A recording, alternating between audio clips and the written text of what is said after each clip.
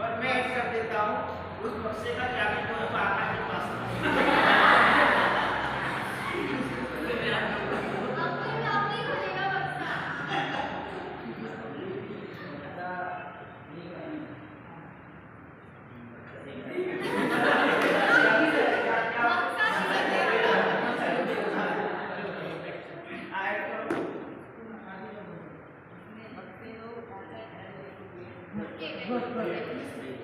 बक्सा खोलने के लिए बक्सा उठा के ले लो। चलो गुड।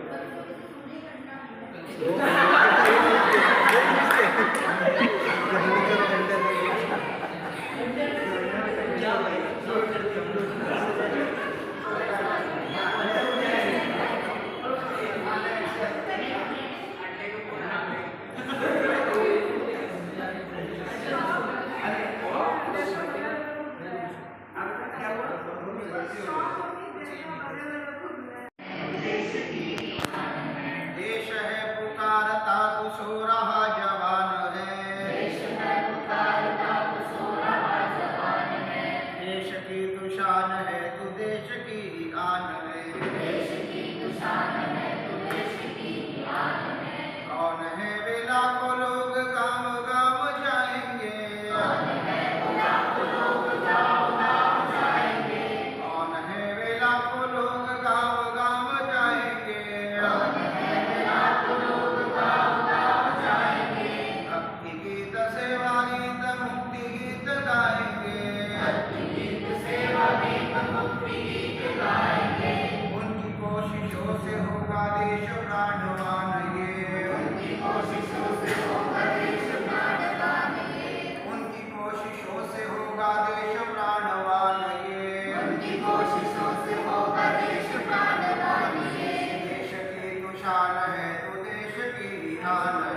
देश की तू शान है तो देश की शान है, देश है पुकारता तू सो रहा जवान है,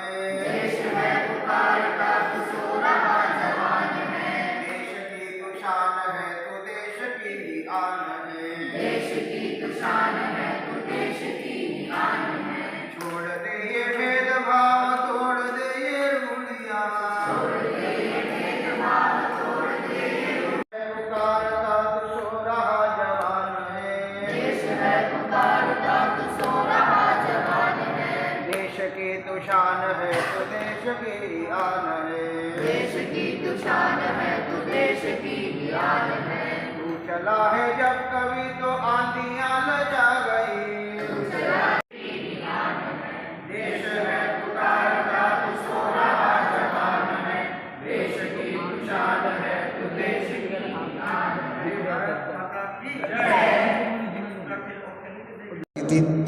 उसमें आपने काम किया है। मूलतः आप व्यवसायी हैं, अंडमान के ही हैं और बहुत सारी सामाजिक संस्थाओं से आप जुड़े हैं और हमारे बहुत पुराने मित्र भी हैं। कई कार्यक्रम में हमने साथ में बोलने का मौका मिला है। और जैसे जो एडिक्शन जो एक बड़ी समस्या अंडमान में अभी उभर रही है, ड्रग्स का है, फिर बाकी वाइन का है, आप सब जानते हैं। तो उसके जो इफ़ेक्ट्स हैं और जो हमारे युवा हैं वो अपने आप को कैसे उससे बचा सकते हैं, इस विषय के ऊपर हमको बताने के लिए श्री फारूक जी उपस्थित हैं। मैं चिन्मय मिशन और चिन्मय युवा केंद्र की ओर से फारूक भाई का बहुत स्वागत करता हूँ, अभिनंदन करता हूँ और उनसे निवेदन करता हूँ कि वो अपना शुरू करें। आइए बैठ के बोलें।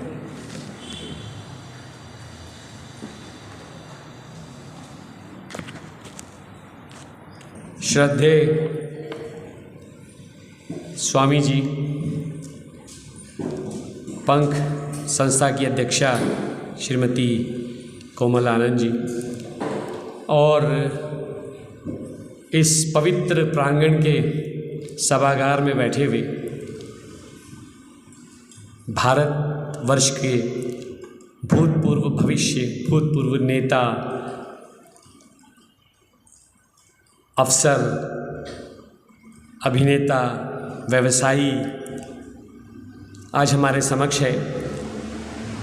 मैं तहे दिल से श्रद्धेय स्वामी जी का मैं आभार प्रकट करना चाहूँगा कि आपने मुझे इस काबिल समझा कि मैं अपनी भावी युवा पीढ़ी को संबोधित कर सकूं।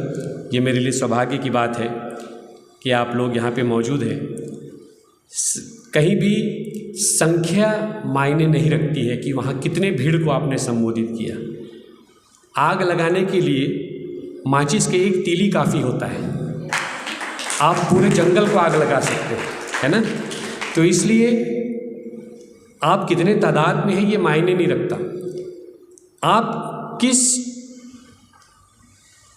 आपकी मनोदशा क्या है, आप यहाँ क्या लेने के लिए आए हैं और यहाँ से क्या लेकर के जाएंगे और उसको किस तरह से इस्तेमाल करेंगे, ये मायने रखता है। तो मैं सबसे पहले अपना परिचय दे दूं।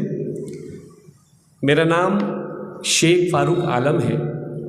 अभी मैं चूँकि बहुत सारी संस्थाओं से जुड़ा हुआ हूँ, एक संस्था और है जिसमें हमारे श्रद्धेय स्वामी जी भी है, मैं भी हूँ साथी, जो डी एडिक्शन पे काम करता है। और उस संस्था के ज़रिए मुझे बहुत सारे लोगों से मिलने का मौका मिला, बहुत सारे परिवार के साथ मिलने का मौका मिला। आपको पता है, नशा, ख़ास तौर से युवा पीढ़ी को मैं बताना चाहूँगा कि नशा एक ऐसी आदत है, कहते हैं ना कि मतलब किसी जगह चढ़ने के लिए दहली, ये जो सीढ़ी होता है ना, पायदान होता है, उसी तरह से बर्बादी का, सर्वनाश का, यानी कि अगर किसी को ख़त्म करना हो, बर्बाद करना हो, तो उसका पहला स्टेप क्या है कि उस व्यक्ति को नशे का आदी कर दो।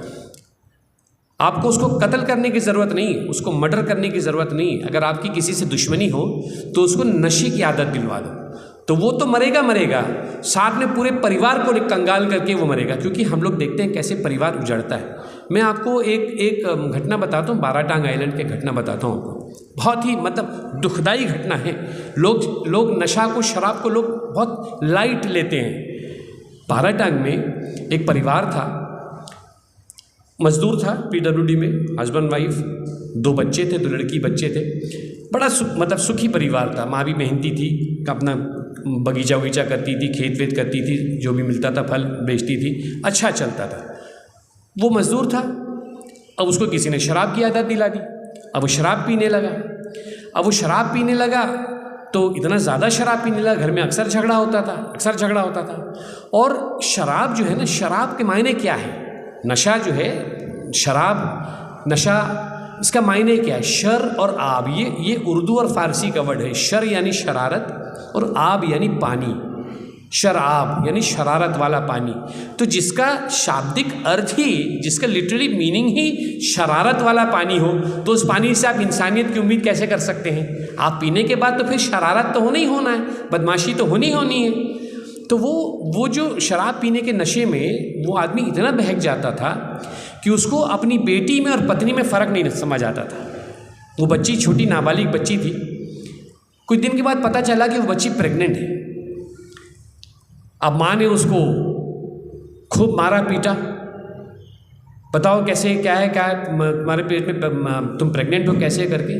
और वो बेचारी बच्ची कुछ बता ही नहीं, कैसे बताए? एक तरफ माँ है और एक तरफ में बाप है। वो बच्ची कुछ दिन के बाद में आत्महत्या कर ले, सुसाइड कर ले। बड़ा चर्चा हुआ, लोगों ने, समाज के लोगों ने उस लड़की को बहुत भला बुरा बोला, लड़की के चाल चलन पे बहुत बातें उठाई, लेकिन वो लड़की के ऊपर क्या बीती थी ये तो कोई नहीं जानता। अच्छा, बात आया गया हो गया। उसके बाद में एक दिन, चूँकि वो आदमी शराब का आदी था, नशा का आदी था, तो कुछ दिन के बाद जब मामला ठंडा हुआ तो जो दूसरी छोटी बेटी थी वो शराब के नशे में उस छोटी बेटी के ऊपर में भी लपका। इत्तेफाक से उस वक्त उसकी माँ यानी उसकी पत्नी घर में थी। उसने देख लिया, देखा तो पता चल गया कि पिछली वाली लड़की का भी यही मतलब गुनहगार है।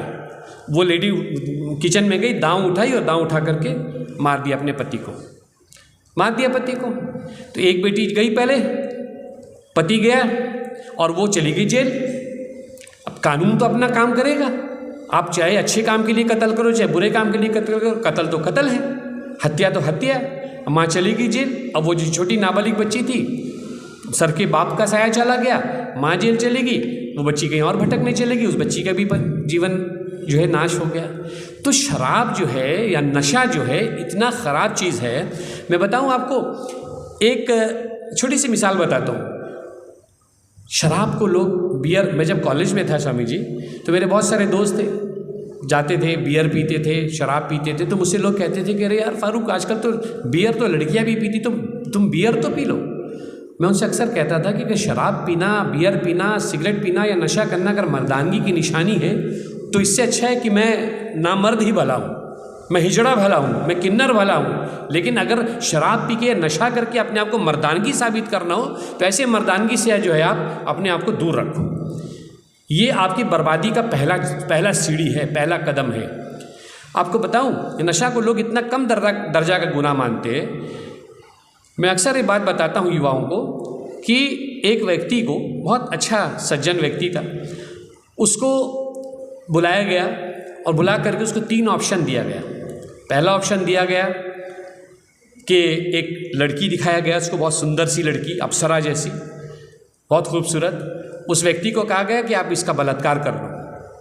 तो उसने कहा ये पाप है, घोर पाप है बलात्कार करना, कि वो किसी की माँ होगी, किसी की बहन होगी, किसी की बेटी होगी, किसी की बीवी होगी, वो देवी है, साक्षात देवी।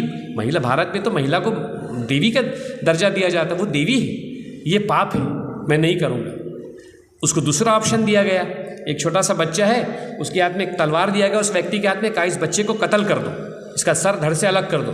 बोला नहीं, ये तो घोर पाप है, ये तो और भी बड़ा पाप है। जब इंसान किसी को जीवन दे नहीं सकता तो वो जीवन ले भी नहीं सकता, उसका अधिकार ही नहीं जीवन देने का। वो मासूम सा बच्चा है, वो भगवान का मूर्त है, वो फरिश्ता है, ऐसे कैसे? ये तो घोर पाप है, महापाप है, हत्या, जीव हत्या।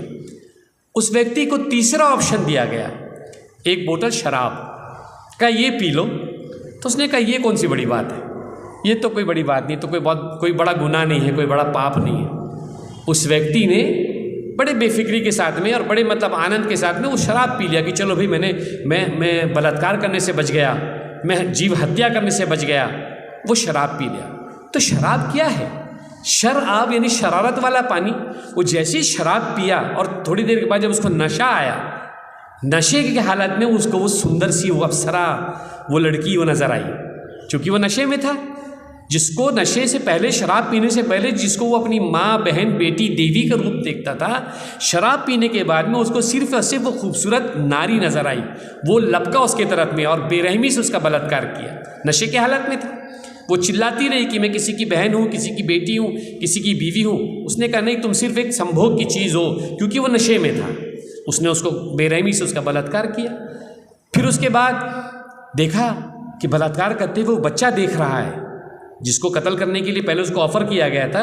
देखा वो बच्चा देख रहा है, कहीं वो गवाह ना बन जाए, कहीं मेरे जो है पकड़ने का जरिया ना बन जाए, कहीं मेरे जेल जाने का सबब ना बन जाए। वो तलवार जो वहाँ पड़ा हुआ था, उठाया तलवार और बेरहमी से उस बच्चे का कत्ल कर दिया कि ये सबूत ना बन जाए। तो आप सोचो कि जिस नशे से पहले उसको वो देवी और माँ और बहन और बेटी नज़र आती थी, जिस नशे से पहले वो बच्चे के अंदर भगवान का मूरत और फरिश्ता और सूरत नज़र आता था, उसको वो अपना एक सबूत समझा, साक्ष्य समझा जेल जाने का, उसको कत्ल कर दिया। तो हम लोग समाज के अंदर में, ख़ास तौर से हमारी युवा पीढ़ी के अंदर में एक बड़ा भ्रम है। हम लोग बड़ी गलत फहमी में रहते हैं कि शराब पीना कोई बड़ी बात नहीं है, शराब पी सकते हैं, थोड़ा सा एक पैग लगा लो। शुरुआत जो है वो एक पैग से होता है और ख़त्म वो गटर से होता है, परिवार ख़त्म हो जाता है। मैंने बताया ना कैसे वो 12 टांग का परिवार कैसे ख़त्म हो गया। वो लड़की जो बेकसूर थी, मरने के बाद भी लोगों ने उसके ऊपर में लांछन लगाया, उसके कैरेक्टर पे लांछन लगाया, लेकिन उस मासूम बच्चे के जीवन पे, उसके दिनचर्या पे, उसके रूटीन पे, उस पे क्या बीतती रही होगी, वो तो वो बच्ची जानती है और उसका भगवान जानता है। तो इसलिए मैं अक्सर अपनी युवा पीढ़ियों से कहता हूँ कि एक बात और है स्वामी जी, चूँकि हम लोग संस्थाएँ चलाते भी हैं, देश के अंदर में शराब बेचने का लाइसेंस सरकार देती है। विडंबना तो ये है, जिस देश के अंदर में मोहनदास करमचंद गांधी यानी महात्मा गांधी को राष्ट्रपिता माना जाता है, और उस राष्ट्रपिता ने क्या कहा था कि शराब, नशा, इससे बचो। उनका क्या था? अहिंसा के पद पे चलने वाले थे कि अहिंसा से बचो। और दुनिया के अंदर में जो सबसे बड़ा जो अहिंसा की जो जननी, हिंसा की जो जननी है, वो शराब है। आज विडंबना ये है कि जो राष्ट्र महात्मा गांधी को राष्ट्रपिता मानता है, आज वही राष्ट्र, वही सरकार, वही प्रशासन जो है शराब बेचने का लाइसेंस देती है।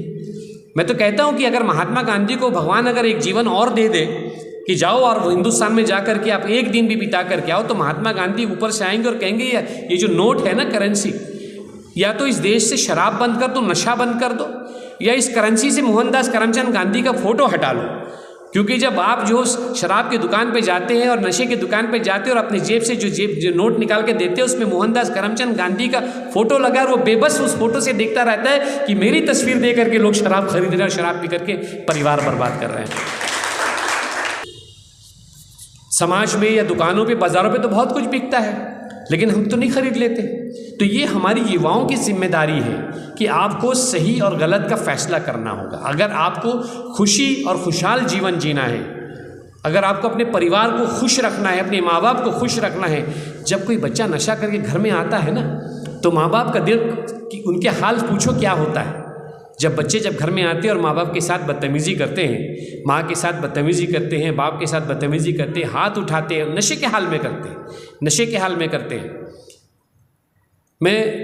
हम लोग चूँकि मैं थिएटर से भी जुड़ा हुआ हूँ, एक कहानी हमने मंचन किया था, एक स्टोरी मैंने लिखा था, और वो स्टोरी कोई सिर्फ एक कहानी नहीं है, एक नाटक नहीं है, ये हकीकत है, ये पोर्ट ब्लेयर की कहानी है। एक बहुत ही मतलब बड़ा अंडमान का बट रिनोन परिवार था, मैं नाम पब्लिक प्लेस में लेना मैं ठीक नहीं समझता।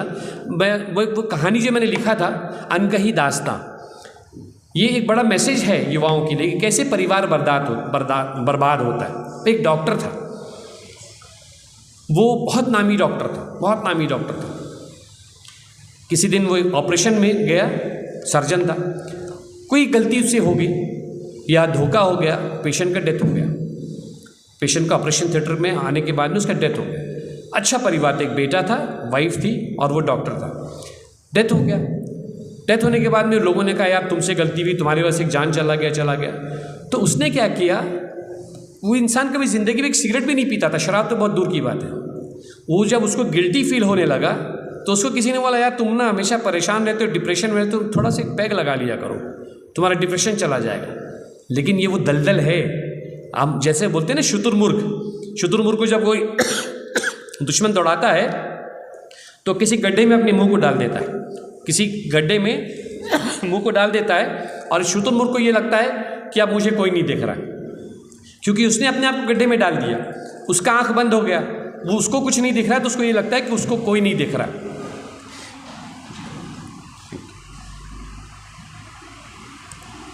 तो वो डॉक्टर को किसी ने आइडिया दिया कि आप जो है थोड़ा सा पैग लगा लिया करो, रात को आपको जो है टेंशन ख़त्म हो जाएगा, आप आराम से सो जाओ। अब उसको आदत हो गया, लेकिन उसको ये नहीं मालूम कि वो पीने के बाद में उसका टेंशन दूर नहीं होता, वो बेहोशी में चला जाता, उसका दिमाग काम करना बंद कर देता। लेकिन जब होश आता तो डबल गिल्टी फील होता। पहले एक पैग लगाता था, फिर 2 पैग लगाने लगा, फिर 4 पैग लगाने लगा। धीरे धीरे ये हुआ कि उसका परिवार बिखरने लगा। जो बीवी से वो इतना प्यार करता था, वो बीवी को ऊपर में हाथ उठाने लगा, घर का सामान बिकने, क्योंकि हॉस्पिटल से उसका नौकरी चला गया। जो बंदा 24 घंटे पी कर के रहेगा तो वो क्या इलाज करेगा, उसका नौकरी चला गया। अब जब नौकरी चला गया, शराब पीने के लिए पैसा चाहिए, कहाँ से आएगा पैसा, घर का सामान बिकने लगा। जो बेटा उसका कॉलेज में पढ़ता था, जब वो आता तो उसके फ्रेंड्स आते थे घर में, उस घर का पार्टी और फंक्शन, उसका मतलब डिनर उनका बड़ा मशहूर था, उस परिवार का, उनका जो सोशल गैदरिंग होता था बड़ा मशहूर था वो परिवार। लेकिन चूंकि अब बाप पी करके घर में पड़ा रहता है, बच्चे के दोस्त घर में आते हैं, फ्रेंड्स आते हैं, तो वो वायलेंट होता है, क्योंकि उसका प्राइवेसी डिस्टर्ब होता है, उसका नशा डिस्टर्ब होता है, तो वो बकने लगता, चिल्लाने लगता, गाली गलौज करने लगता। अब लड़का भी बेचारा परेशान होने लगा, अब वो घर का एक सामान बेचने लगा। तो एक दिन वो आधा ग्लास जो है शराब, आधा बोतल ग्लास का बचा हुआ था, वो आदमी देखा थोड़ी देर के बाद शराब ख़त्म हो जाएगा, क्या करे, शराब लेना है, अब घर में बेचने के लिए कुछ नहीं बचा। वो गया जाकर के अपनी पत्नी को लपका, पहले उससे जितना पैसा वैसा चेन चूड़ी जो था ले लिया, आखिरी में उसके पास मंगलसूत्र बचा था। वो उस मंगलसूत्र की तरफ लपका कि चलो मंगलसूत्र ही बेच करके एक बोतल लेकर के आ जाऊँगा। अब वो बेचारी औरत अपना मंगलसूत्र बचाने के लिए मतलब इतना जद्दोजहद करती रही, वो डॉक्टर उसको मारने लगा, अपनी पत्नी को। देखो ये नशा क्या करवाता है, अपनी पत्नी को मारने लगा। वो बेटा था, बेटा देख रहा था, कॉलेज में पढ़ता था, वो आया हुआ था, बेटा देख रहा था कि भाई मेरी माँ को मार रहा है, ये कैसा दरिंदा है। लड़के ने सोचा वहाँ एक आधा बोतल शराब का पड़ा था कि आखिर ये क्या चीज़ है, ये नशा क्या है, मैं पी करके देखता हूँ कि जिससे पीने के बाद ये पति जो इतना मेरा प्यारा बाप था, इतना प्यारा पति था, ये हैवान कैसे बनता है। वो उठाया और आधा बोतल शराब तक गट करके पी गया। पीने के बाद उसको भी नशा आ गया। अब वो हाथापाई में माँ और बाप को बीच में छुड़ाने के चक्कर में वो कांच का बोतल तोड़ करके अपने बाप को मार दिया।